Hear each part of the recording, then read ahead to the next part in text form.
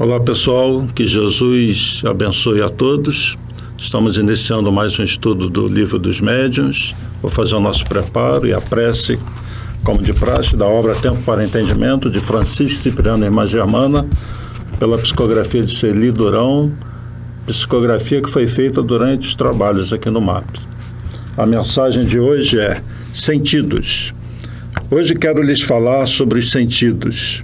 Ver e não enxergar, ver para crer, ver com os olhos do espírito, ver com clareza tudo que se passa à sua volta, ver e participar, ouvir e penetrar no sentido das palavras, não tornar o ouvir um meio de satisfazer curiosidade, saber ouvir e saber calar, qualificar o que ouve, saber discernir o que o outro quer dizer, ouvir as queixas de quem sofre e dar atenção a quem precisa, guardar para si o que lhes foi confiado, evitar dar ouvidos às mesquinharias, não se deixar influenciar por palavras ofensivas e não se entusiasmar com elogios exagerados, dar ouvidos a quem merece, sentir o perfume do ar, sentir o perfume das flores, sentir o cheiro da chuva da terra molhada, o olfato que abre o apetite, o cheiro de uma comida bem preparada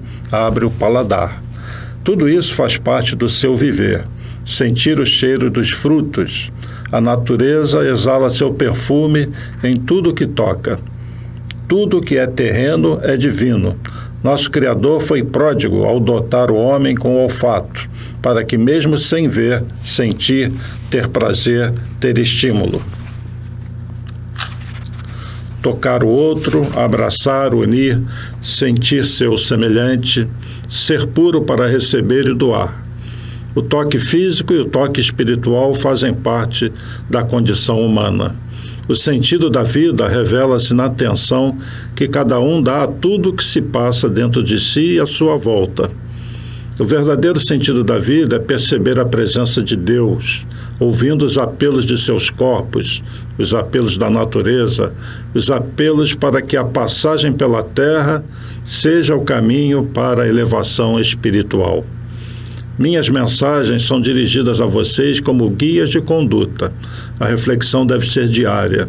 O exercício da prece, da meditação, capta ondas curadoras, reparadoras, de elevação. O contato com as forças espirituais reforça suas energias. Vivam bem, vivam felizes, para poderem superar os problemas desse velho mundo e poderem minorá-los. Pensem nos que se foram, mas sem amargura. Reajam a sentimentos menos nobres.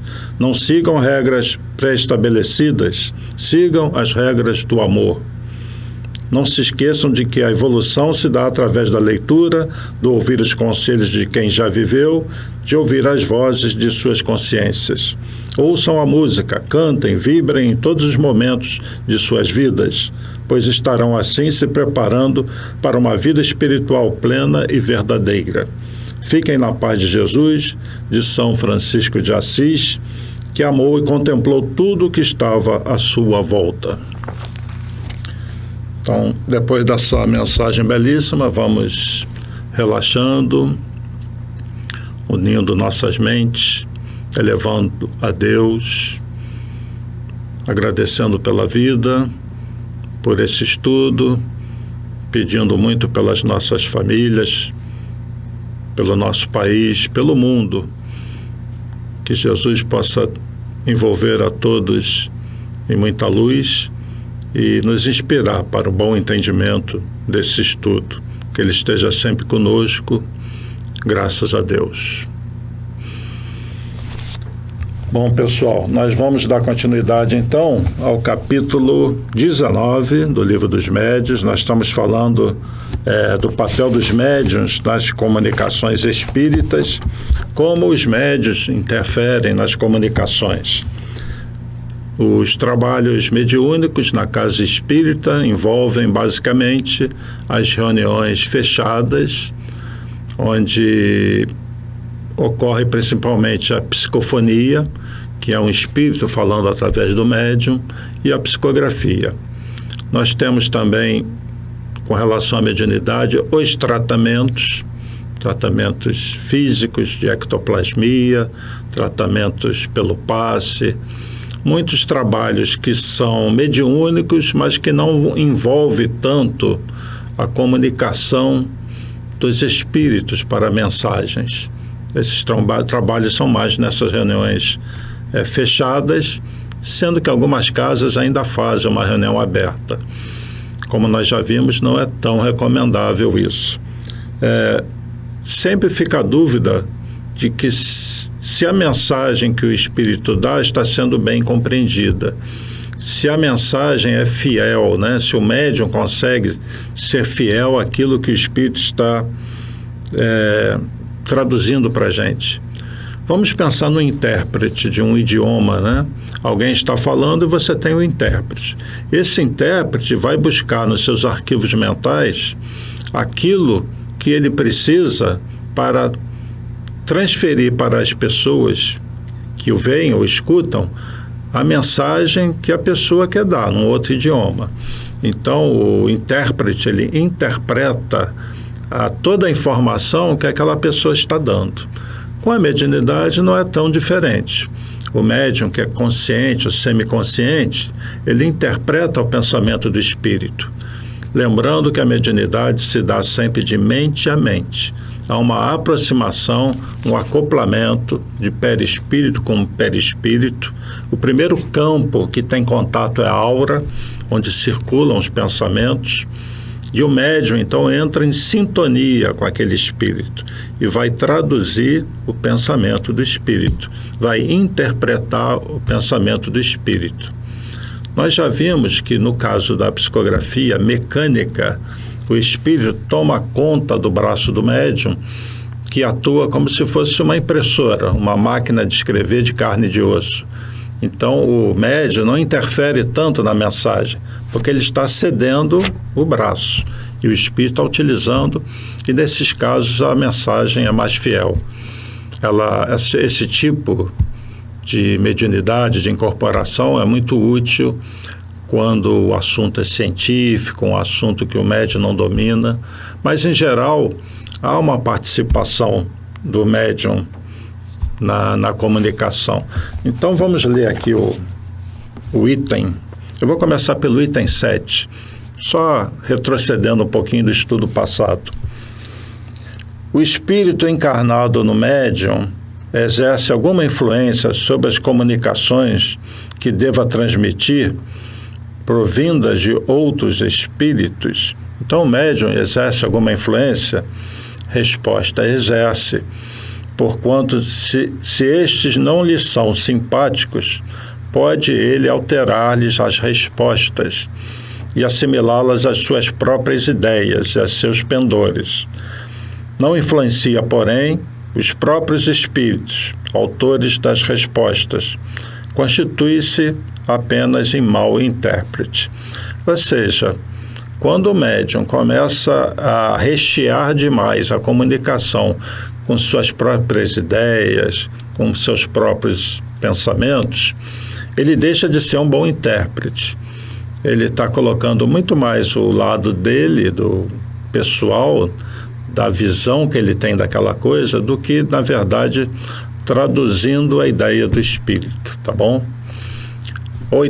Item 8. Nós estamos aqui no capítulo 19, item 223, que é dividido em várias perguntas. 8ª pergunta. Será essa a causa da preferência dos espíritos por certos médiuns? Olha a resposta: não há outra. Os espíritos procuram o intérprete que mais simpatize com eles e que lhes exprima com mais exatidão os pensamentos. É óbvio, né?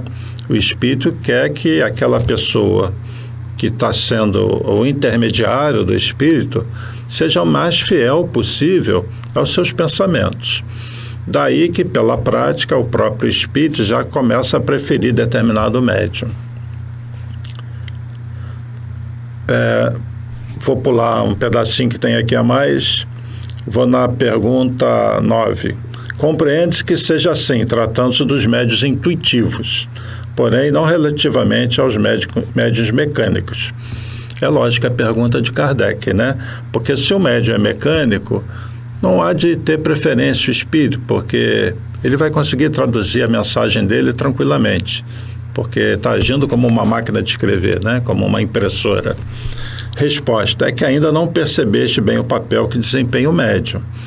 Há aí uma lei que ainda não apanhaste. Lembra-te de que, para produzir o movimento de um corpo inerte, o espírito precisa utilizar-se de uma parcela de fluido animalizado, que toma o médium para animar momentaneamente a mesa, a fim de que lhe obedeça à vontade. Pois bem, compreende igualmente que, para uma comunicação inteligente, ele precisa de um intermediário inteligente, e que esse intermediário é o espírito do médium, tá? Então, o espírito do médium na verdade, a mediunidade é assim, são dois espíritos, né? A gente tem que pensar dessa maneira. Um está desencarnado, o outro está encarnado. São duas pessoas conversando mentalmente.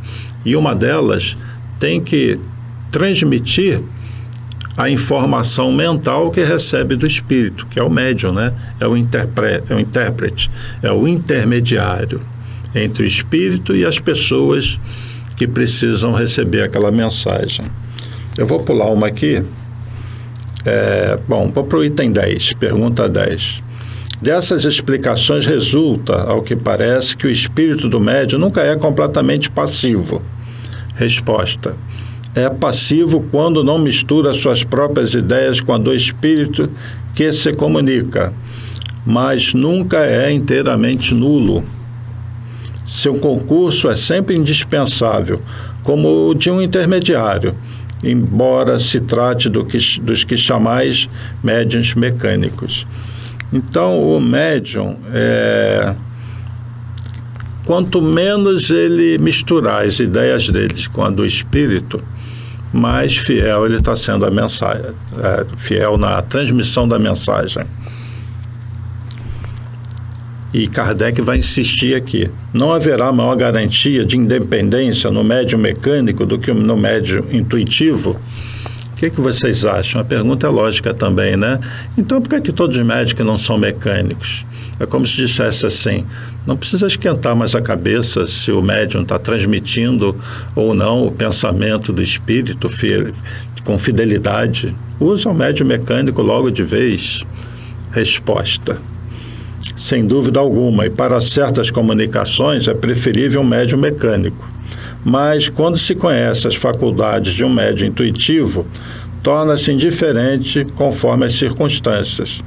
Quero dizer que há comunicações que exigem menos precisão.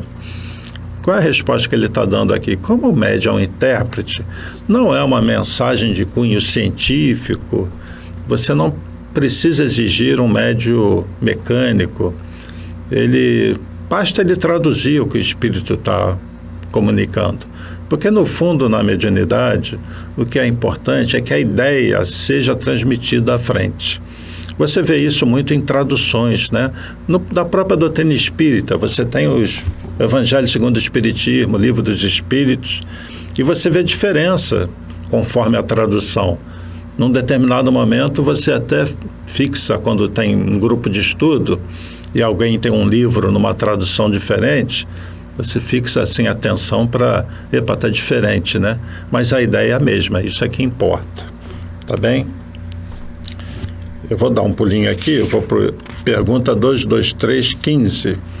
Agora nós vamos entrar no seguinte assunto: a linguagem do pensamento, comunicações em outros idiomas, porque como a comunicação é sempre mente a mente, o espírito recebe o pensamento do médium.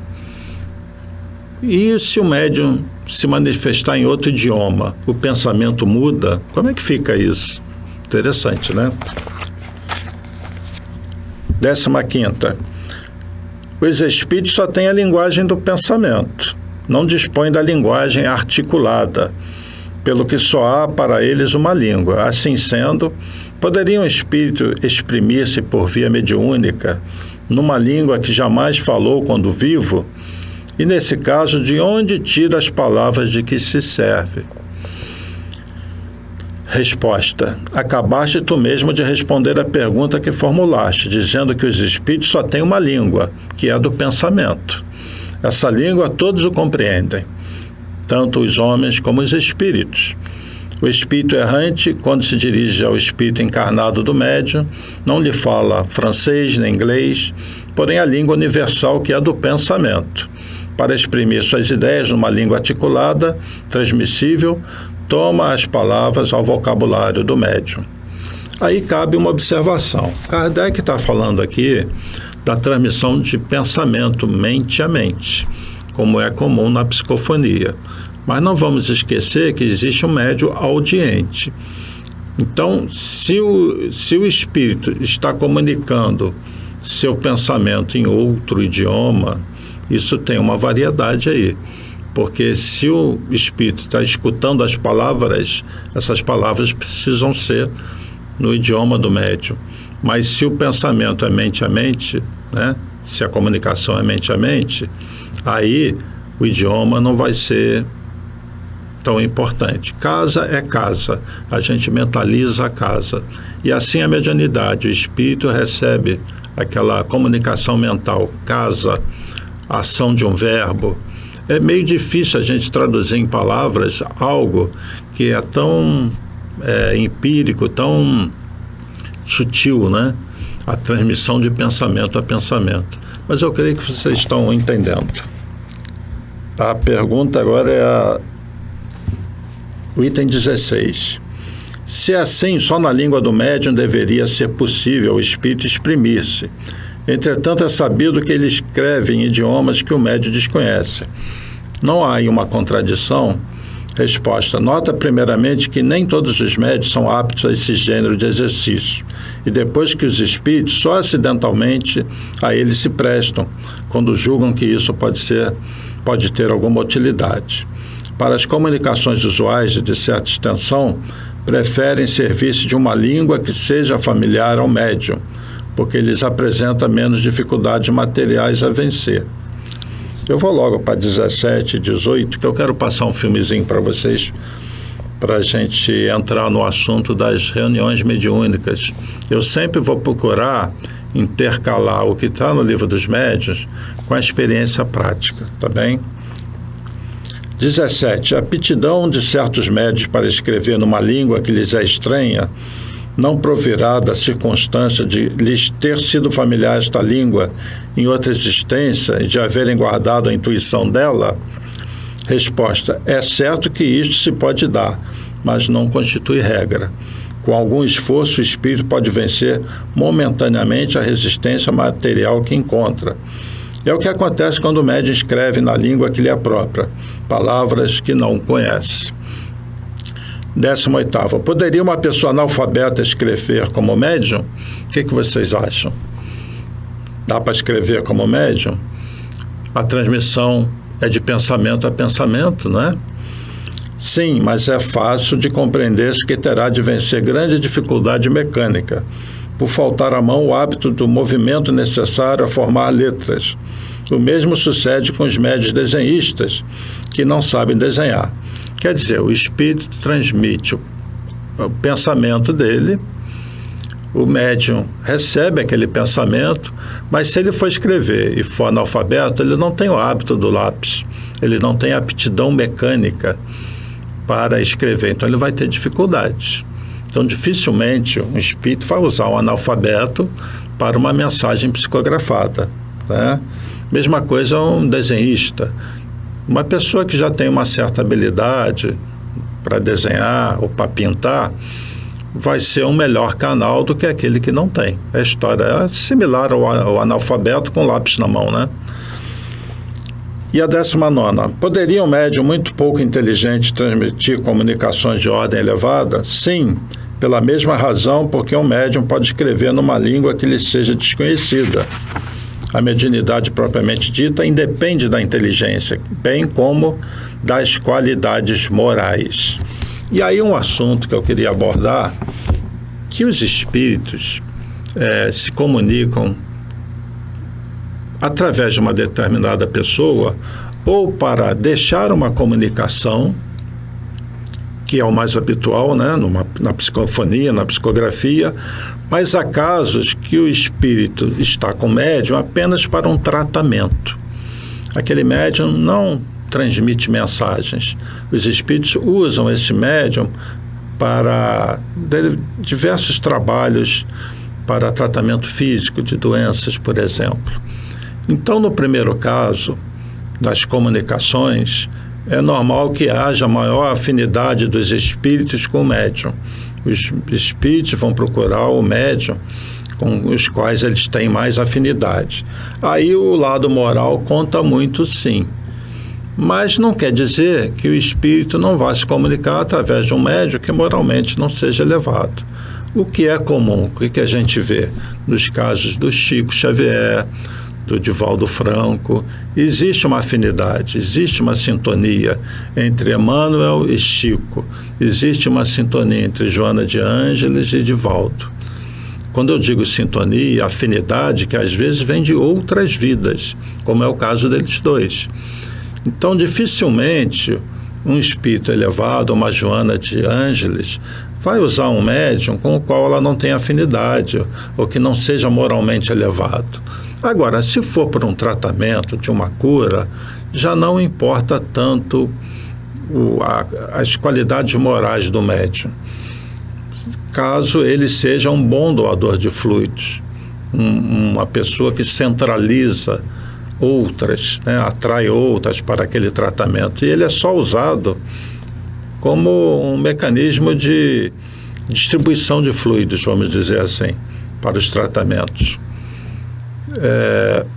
Isso é muito importante, porque nós já tivemos casos no Brasil, infelizmente, de médiuns que moralmente deixaram muito a desejar, e as pessoas perguntam, mas como é que os espíritos usaram tal pessoa?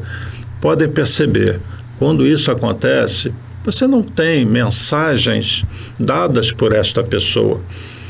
Normalmente, esses médiuns foram usados para tratamentos, curas, cedendo fluidos, né?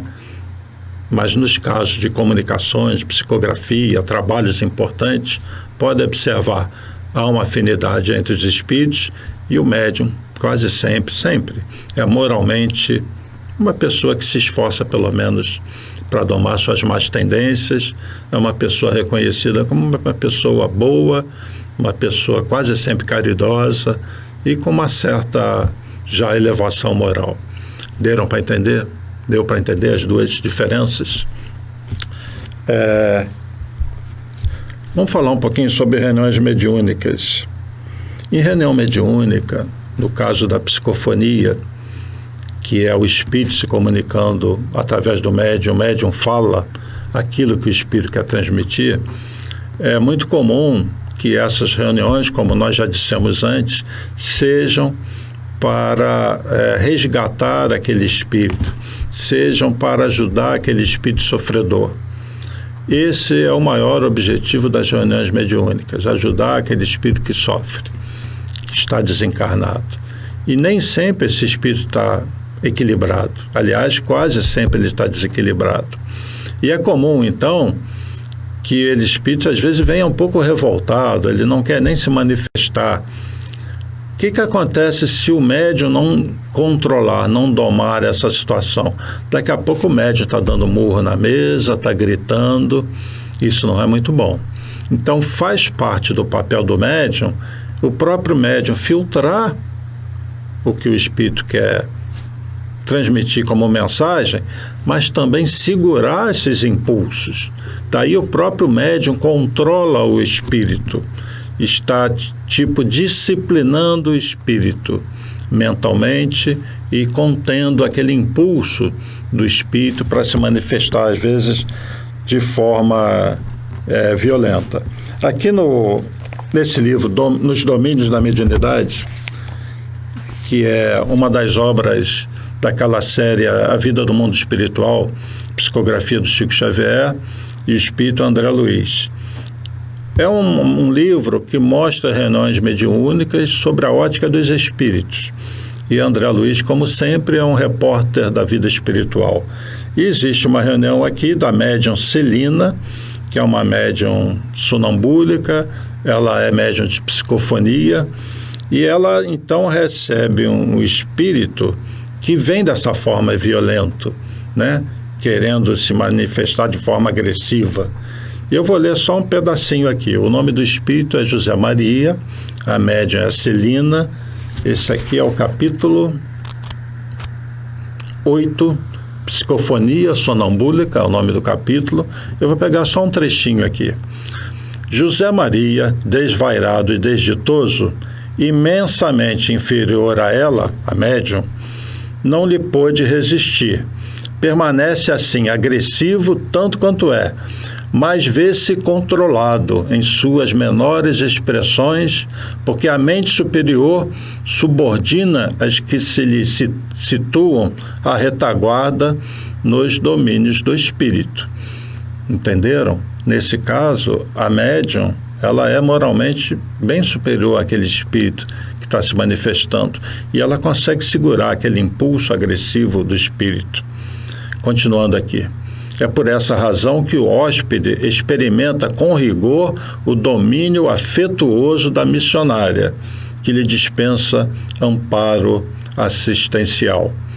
Impelido a obedecer-lhe, recebe-lhe as energias mentais constringentes, que o obrigam a sustentar-se em respeitosa atitude, não obstante revoltado como se encontra. É o que eu digo, numa reunião mediúnica, o médium é o primeiro doutrinador. Ele tem como trabalho também conter esse ímpeto do espírito que se comunica. Eu vou passar para você aqui, para vocês, um vídeo, para mim é o vídeo 20.1 do Divaldo. Ele vai falar um pouquinho do animismo, assunto que o nosso Raul Teixeira já abordou no estudo interior. Vai falar dessa situação em que o médium mentalmente recebe as ondas mentais, as ondas do pensamento e interpreta, decodifica essas ondas. Vai falar da necessidade do treino na psicofonia, porque o médium precisa treinar, nós já falamos disso também. E filtrar as comunicações, né? Nós trazemos no subconsciente fixações, traumas. Então é normal que no início da mensagem o próprio médium coloque isso para fora, é o animismo. Mas com o tempo ele vai se conhecendo, vai treinando e ele vai ficando cada vez mais fiel àquilo que o espírito quer transmitir. Então vou deixar com vocês esse videozinho muito interessante, o Divaldo falando de reuniões mediúnicas, como ajudar os médiuns na psicofonia. É um vídeo de 4 minutos e 28 segundos. Assistam então ao nosso querido Divaldo. Como ajudar médiuns no desenvolvimento da psicofonia?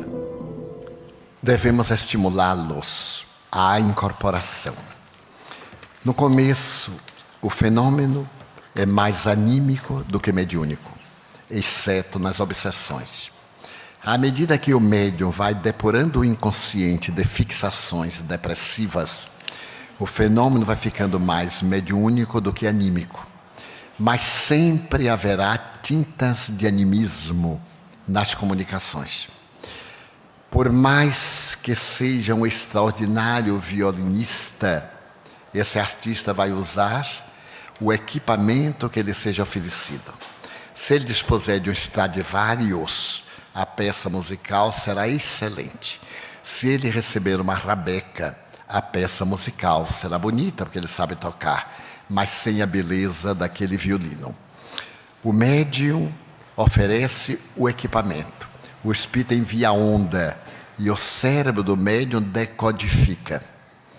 Então, nós deveremos estimular os médiuns principiantes ao treino da psicofonia, dizendo: diga o que lhe vier à cabeça e vá deixando espontaneamente fluir a inspiração, até o momento em que você perca o controle sobre a ideia. Essa repetição irá permitir o indivíduo de quebrar a timidez, de ter o constrangimento da faculdade da manifestação ser anímica. Animismo também é espiritismo, assevera Kizakov.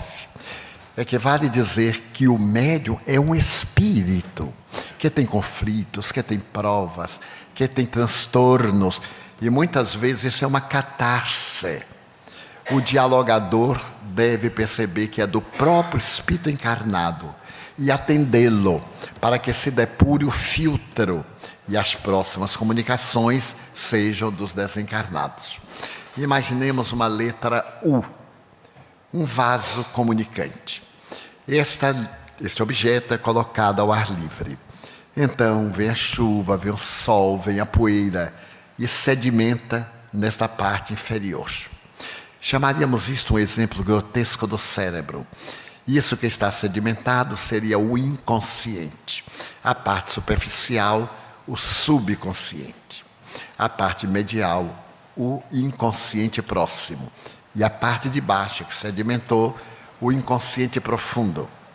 Se nós colocarmos água límpida, ela desce límpida, passa pela superfície, leva o subconsciente, leva aquele sujo e ela sai tisnada. Se continuarmos a colocar a água, ela vai limpando, limpando, limpando, até que ela entra pura e sai pura. As fixações em nosso cérebro estão no campo do perispírito. Quando nós temos muitos conflitos, eles estão arquivados. Na hora das comunicações há um tumulto.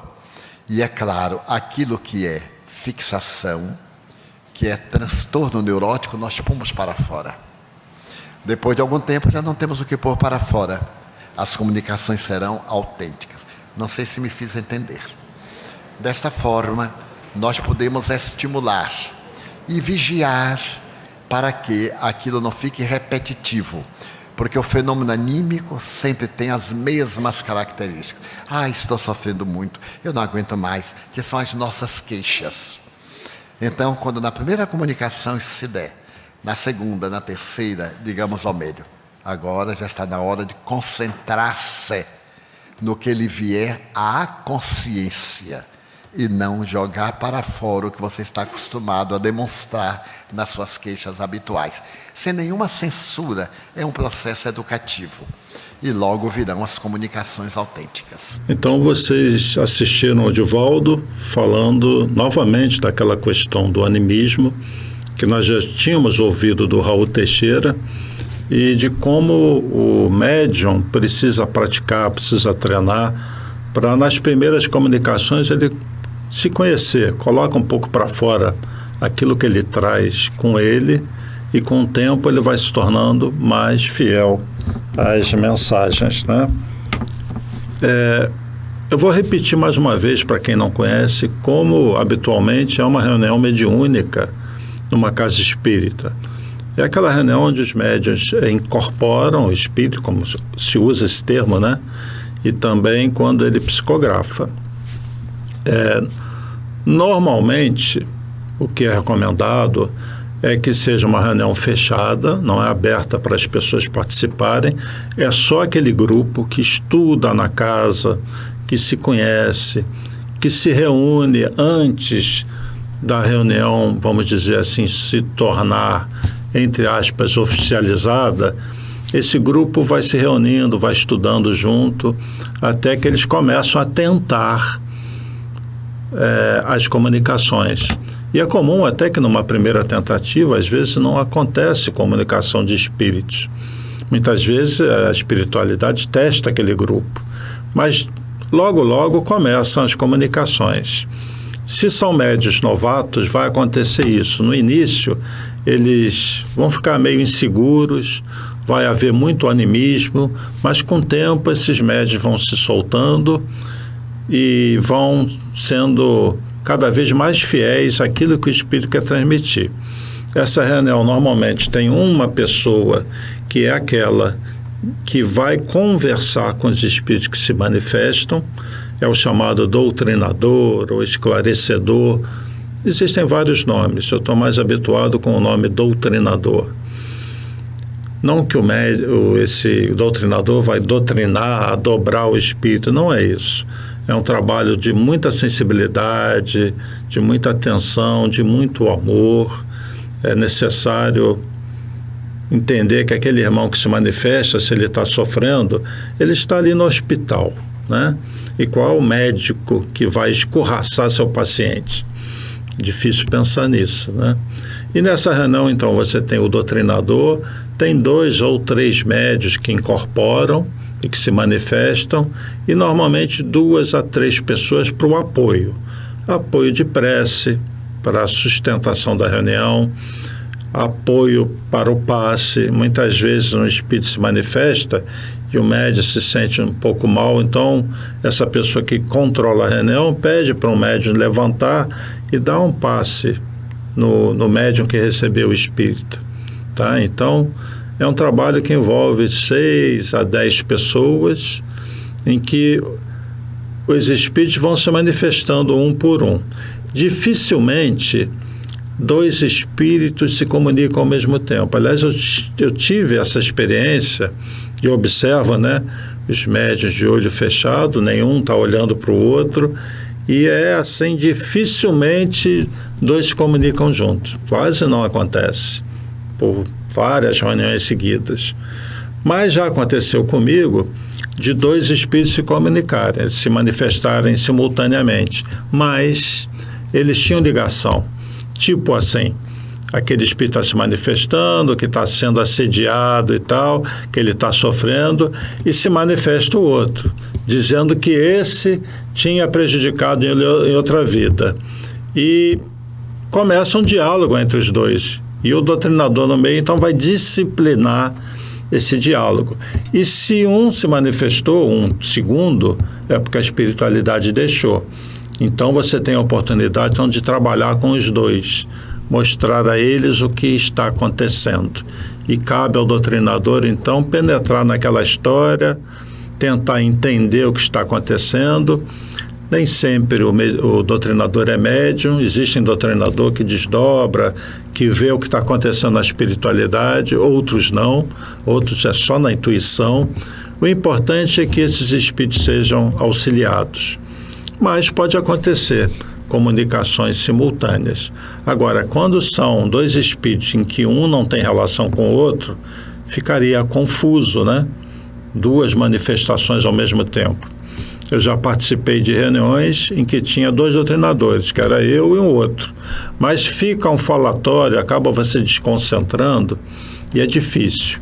O normal é essa reunião onde você tem de 6 a 10 pessoas, com um doutrinador e um espírito se manifestando por vez. Mas pode acontecer o atendimento simultâneo, sim. Então, eu vou passar um outro vídeo do nosso Divaldo, que para nós é um professor sobre mediunidade, né? E é sempre bom a gente ouvir outras pessoas. Por isso eu tenho colocado os vídeos de pessoas que têm bastante tarimba com mediunidade, como o Raul Teixeira, o Divaldo. Vou passar outros mais à frente, de outros médiuns bem conhecidos. Então assistam esse videozinho de 3 minutos e 28 segundos do Divaldo falando de atendimento simultâneo nas reuniões mediúnicas. E fiquem com o Divaldo, então. Já já a gente volta. No programa de hoje o assunto é reunião mediúnica.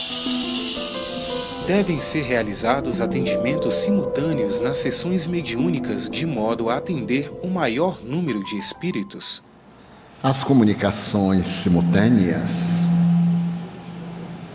dependerão expressivamente da disciplina a que sejam submetidos os médiuns. Elas podem ocorrer, não como regra geral, mas é evidente que durante uma comunicação na qual a entidade visitante recebe a terapêutica da boa palavra, outro médium, também em transe, possa ser instrumento de outra mensagem, na qual o espírito sofredor necessita do socorro para despertar, para enfrentar a sua realidade de desencarnado. O médium seguro não se perturba facilmente. Ele não necessita do que vulgarmente se chama o ambiente. Ele tem o seu ambiente psíquico. Ele tem as suas defesas pessoais. E em qualquer lugar e a qualquer hora, ele pode perfeitamente sintonizar com os seus mentores, atender às necessidades ambientais em perfeito estado de equilíbrio. Não deve ser o motivo das comunicações múltiplas e simultâneas o de atender a maior número de espíritos. Deveremos ter a preocupação na qualidade do atendimento, de realmente esclarecer, despertar, consolar o comunicante, porque esse é um trabalho prévio que continuará depois da reunião mediúnica, quando os médiuns seguros são trazidos de volta em desdobramento parcial para que sejam encerrados os labores iniciados durante a vigência da presença física. Em nossa casa, no grupo espírita que Chico Xavier trabalhava, tanto em Pedro Leopoldo, como na Comunhão Espírita Cristã, como na Casa da Prece, ocorriam comunicações simultâneas de até 3 médiuns em transe. Portanto, vai depender muito da disciplina do médium, evitando os esgares, a gritaria, os golpes na mesa, a batida dos pés no solo, que não são fenômenos mediúnicos, são distúrbios nervosos. A comunicação é sempre perispírito a perispírito. E o médium disciplinado consegue canalizar muito bem todos os fluidos perturbadores sem causar distúrbios nem pânico durante a reunião socorrista. Então vocês assistiram Divaldo falando da sua experiência com reuniões mediúnicas. Vejam que ele falou do controle do médium sobre o espírito, para evitar gritaria, murros na mesa, coisas bruscas, desses médiuns agressivos, dos espíritos agressivos que se manifestam, revoltados às vezes. E cabe ao médium que está em contato com aquele espírito segurar as reações do espírito. Se é um médium bem disciplinado, ele vai fazer isso. Agora, se o médium está dando um murro na mesa, esperneando, gritando, xingando, é que o médium não está fazendo esse papel. Precisa ser conversado com ele, com jeito, com tato, para que ele consiga exercer esse domínio, esse controle. Isso fica mais difícil quando são espíritos que a gente chama aqueles mais densos, espíritos dominadores. Nós mais à frente vamos falar sobre isso. Aí o médium precisa estar muito bem preparado. E a espiritualidade só vai trazer esse tipo de espírito para um grupo bem preparado e para um médium muito bem preparado. Coisa que está acontecendo muito nesses tempos de transição, onde a espiritualidade está fazendo uma verdadeira limpeza nesses umbrais. É isso que está acontecendo atualmente. Então, os grupos que estão bem preparados, eles são utilizados, então, muitas vezes para a comunicação desses espíritos e para que o próprio grupo aprenda, porque a reunião mediúnica, eu vou repetir o que eu já disse antes, é muito também para os médiuns, para a reflexão dos médiuns. Então, você tem atendimentos que eu chamo de socorro, pronto-socorro, espíritos sofredores, espíritos que desencarnaram e que não sabem que desencarnaram, o que é muito comum, e de vez em quando vem um espírito, vamos dizer, mais denso, um espírito com uma capacidade mental maior, aí o grupo precisa estar bem unido, bem atento. E aí vem também, às vezes, um mentor, né, para dar uma aliviada, para trazer uma energia positiva.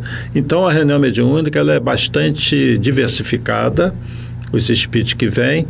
Às vezes, você tem reuniões seguidas que vem determinado tipo de espírito, no mesmo tipo, vamos dizer, de dor, porque são falando em grupos que se reúnem e então são atendidos. E outra coisa, às vezes você atende um espírito e você resgata 10, 15, 20 que estão com ele, porque eles sintonizam na mesma faixa. Então, muitas vezes, o resgate de um na verdade, significa o resgate de muitos outros que estão sintonizados com este espírito. Mas eu vou ter que parar por aqui, porque nosso tempo já se encerrou. Eu peço que vocês, se tiverem dúvidas, mandem pelo e-mail contato@map.org.br, assunto mediunidade ou o Livro dos Médiuns, ou aí nos comentários. Se algo não ficou claro, eu volto ao assunto, deixo exemplos para vocês, mas agora eu tenho que me despedir. Espero vê-los de novo na próxima semana. Que Jesus abençoe a todos. Paz e bem, paz e luz, paz, muita paz.